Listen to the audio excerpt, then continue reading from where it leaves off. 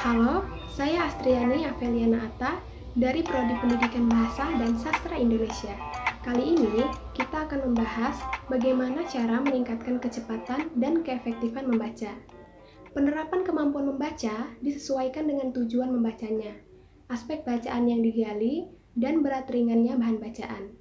Membaca cepat dan efektif merupakan kegiatan membaca yang mengutamakan kecepatan dengan tidak meninggalkan atau mengesampingkan pemahaman terhadap aspek bacaannya. Adapun cara yang dapat dilakukan dalam melatih untuk meningkatkan efektivitas kecepatan membaca. Yang pertama, menentukan waktu yang tepat saat mulai membaca. Yang kedua, atur kecepatan membaca Anda. Gunakan kecepatan membaca Anda pada materi penting.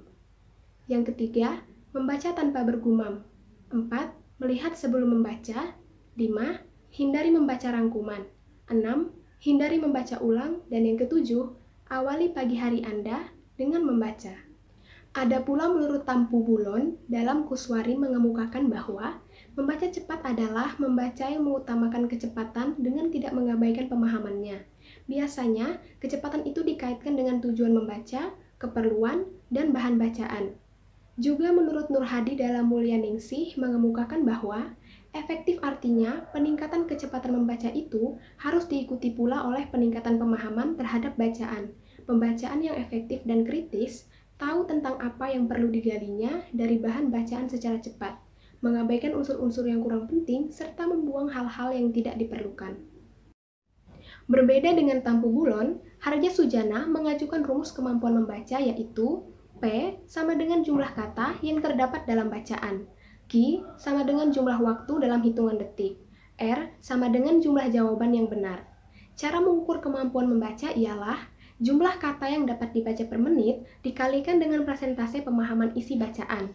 Misalnya, jika yang dapat Anda baca per menit adalah 200 kata dan jawaban yang benar atas pertanyaan-pertanyaan isi bacaan itu adalah 60%, maka kemampuan baca Anda adalah 200 dikali 60% sama dengan 120 kata per menit. Jika diterima bahwa lulusan SLTA diharapkan memiliki kecepatan membaca minimum 250 kata per menit dengan pemahaman minimum 70%, maka kemampuan membaca minimum lulusan SLTA ialah 250 dikali 70% sama dengan 175 kata per menit. Adapun kemampuan membaca yang dikembangkan dalam membaca cepat. Pertama, meningkatnya kemampuan membaca sampai 2-3 kali lipat atau dapat mendemonstrasikan membaca cepat sebagai sarana meningkatkan kecepatan membaca. 2. Meningkatkan pemahaman terhadap bacaan. 3. Meluasnya jangkauan gerak mata sebagai sarana meningkatkan kecepatan membaca. 4. Berkurangnya kesalahan-kesalahan dalam gerak mata yang menghambat kecepatan membaca. Dan yang terakhir, menghilangkan kebiasaan-kebiasaan jelek yang menghambat kecepatan membaca. Berikutnya, pembaca yang efektif dan pembaca yang tidak efektif. Anda dikatakan sebagai pembaca efektif bila 1.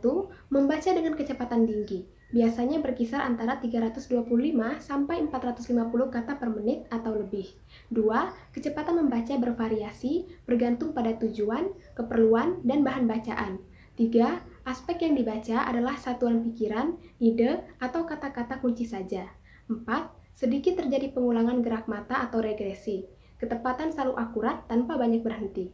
5. Menggerakkan bola mata 3-4 kali pada setiap baris bacaan.